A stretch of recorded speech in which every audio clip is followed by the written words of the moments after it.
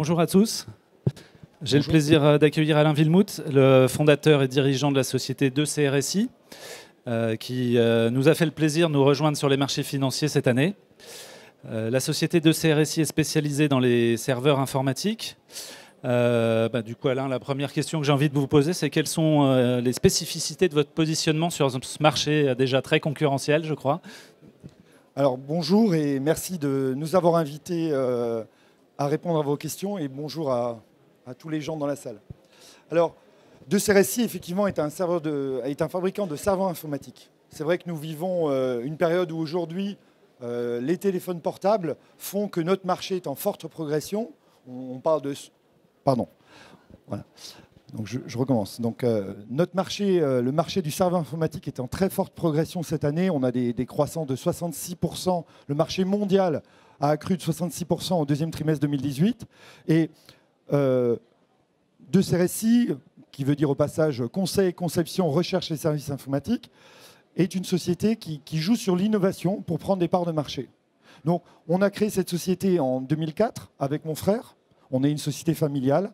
C'est vrai que encore ce matin, j'ai fait une intervention pour expliquer qu'on a créé la société avec 1 000 €, qu'on a créé ça sur la table du salon de mon frère et que 2 ans plus tard, on a pris un garage pour notre premier stock. C'est vrai que c'est un peu l'histoire à la Silicon Valley quelque part, mais version française. C'est-à-dire qu'on a toujours été rentable.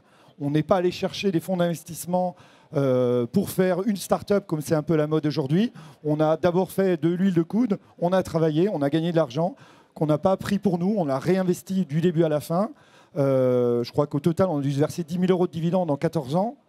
Et on a essayé d'être des gestionnaires de bons pères de famille, quelque part, où on a cru à la croissance de la société. Et aujourd'hui, par les investissements qu'on a pu faire, autant dans l'innovation dès 2006, où on avait nos premiers ingénieurs qui faisaient de la R&D, alors qu'on était une microstructure, on était 3 personnes et on avait un ingénieur à temps plein pour faire de la R&D. 2009, on est arrivé aux États-Unis pour voir et pour comprendre le marché.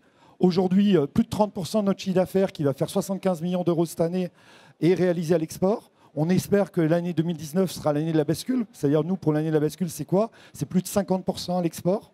On fait travailler aujourd'hui un ensemble de salariés français, mais aussi de sous-traitants français. On essaie de faire tout un écosystème, que ce soit des tauliers, que ce soit des sous-traitants électroniques, que ce soit des bureaux d'études, des centres de qualification en France, pour aller vendre, que ce soit en Chine, que ce soit à Taïwan, que ce soit en Inde, au Qatar, à Dubaï ou sur les porte-avions nucléaires américains. Aujourd'hui, il y a des produits de CRSI. Et alors justement, qu'est-ce qui vous différencie des grands leaders informatiques internationaux auxquels vous faites face aujourd'hui? Alors, déjà, l'ADN de la société, c'est un ADN client. C'est-à-dire que pendant plus de 10 ans, avant de développer des produits de CRSI, on a développé des produits demandés par les clients. Alors, je vais vous prendre un exemple. On peut parler de la société Solistic, qui est basée à Valence. Alors, Solistic est le leader ou le numéro 2 mondial, ça va dépendre des années, des machines de tri postal. Alors, tout le monde comprend à peu près ce que ça veut dire. C'est des machines qui servent à trier le courrier. Ces machines, depuis quelques années, il y a une lecture optique qui permet de la reconnaissance des caractères. Peu importe la qualité de votre écriture, il y a une petite caméra qui va lire l'écriture et après, il faut analyser cette écriture pour que le facteur adresse la lettre au bon endroit. Et en même temps, les machines font jusqu'à 40 mètres de long et il y a tout plein d'équipements à contrôler. Cette société avait une problématique. C'est que l'informatique embarquée traditionnelle coûtait très cher et tombait en panne régulièrement. Et donc, le courrier ne pouvait pas être distribué parce que la machine était en panne. Donc, ils nous ont demandé non pas un système pas cher, non pas un système très rapide, mais un système très fiable. Et on leur a développé avec 2-3 petites astuces au départ. Ça fait quand même 10 ans qu'on travaille avec eux, on leur a livré plus de 6000 machines. On leur a mis, par exemple, on a développé un filtre à papier spécifique pour l'informatique. Parce que dans un environnement où vous avez une machine de tri postal et on va trier plusieurs millions de lettres dans les plus grands centres, il y a énormément de poussière de papier. Cette poussière de papier venait bloquer les ventilateurs qui tombaient en panne, qui faisaient chauffer l'informatique et qui tombaient elles-mêmes en panne derrière. C'est un exemple. On a mis ce qu'on appelle des cylindres blocs, des petits morceaux de caoutchouc pour toutes les pièces qui étaient sensibles aux vibrations, parce que c'est des machines qui vibrent énormément. Vous savez, quand vous avez le courrier, il passe très rapidement. Et on a rajouté ces petits morceaux de caoutchouc avec toute une étude qui a été faite sur un logiciel, encore une fois français, qui appartient au groupe Dassault Systèmes, donc le logiciel qui s'appelle SolidWorks, où on a fait donc, toute une étude très poussée sur le niveau du blocage des vibrations. Tout ça pour dire qu'on a d'abord réfléchi au client. Et aujourd'hui, la différenciation, c'est que de toute l'expérience qu'on a pu vivre, bon, ça fait juste 25 ans que je fais des machines informatiques, on la met à disposition au plus grand nombre. C'est-à-dire que dorénavant, on a un catalogue de produits, de solutions qui sont un peu uniques sur le marché. Ce catalogue aujourd'hui, on l'a présenté la semaine dernière à Dallas, au Supercomputing, donc c'est la réunion mondiale de toutes les plus grosses machines. Et on a eu plus qu'un succès d'estime. Je pense que c'est un salon qui va, je l'espère, dans les années qui viennent, faire une très grande partie de la croissance de notre chiffre d'affaires.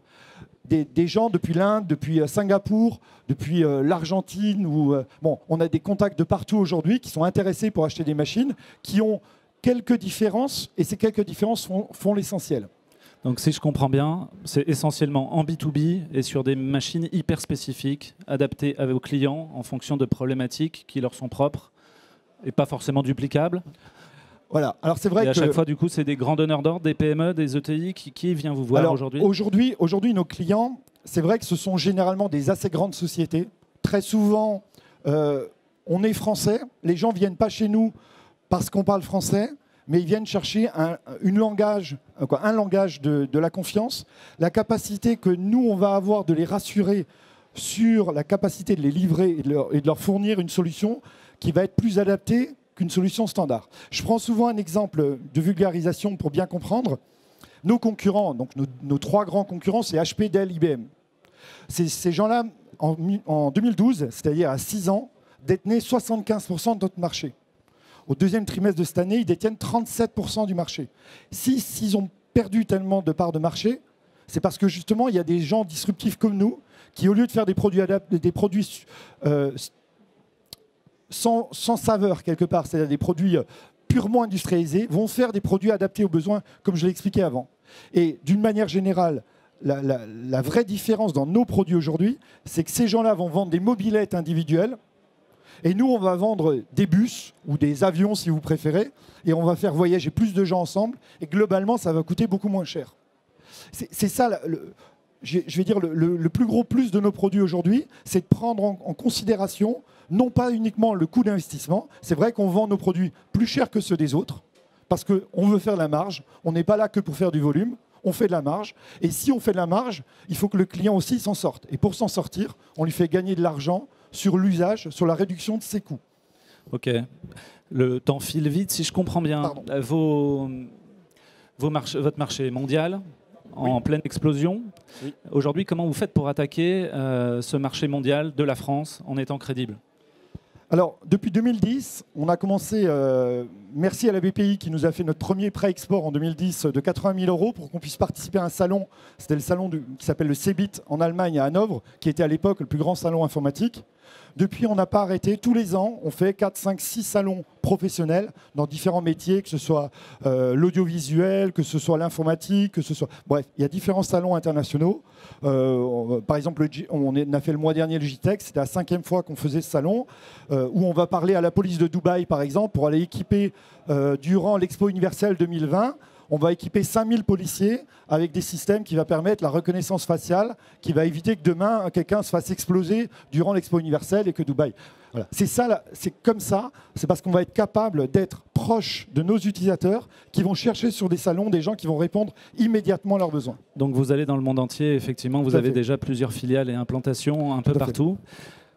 Du coup, la bourse, cette année, une superbe opération. Qu'est-ce que ça vous apporte ? Pourquoi avoir franchi ce pas ?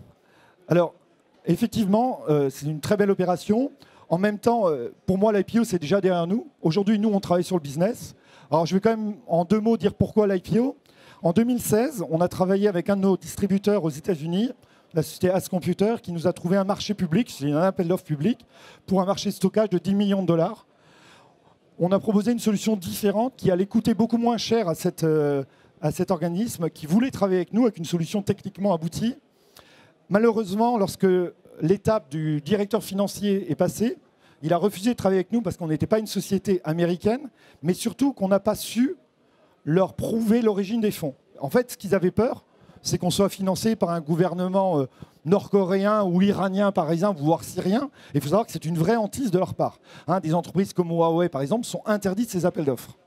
Donc, malgré notre bonne solution, cet organisme nous a fait une lettre de 2 pages que j'ai même fait encadrer pour vous dire que notre solution était géniale, mais qu'ils ne pouvaient pas travailler avec nous. C'était en 2016. Juillet 2017, là, je peux citer le nom, c'est Virginia State University, toujours aux États-Unis, qui a refusé de nous passer une commande de 900 000 $ pour la même raison. Je suis sorti de la réunion, le lendemain matin, j'ai appelé mon banquier à cause du décalage horaire.